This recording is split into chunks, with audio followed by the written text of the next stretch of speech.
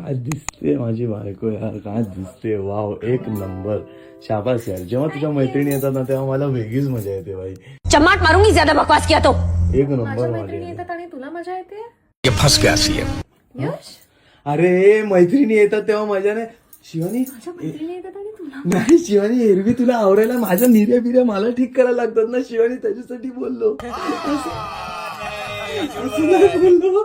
हात काढ नको, हात काढ नको.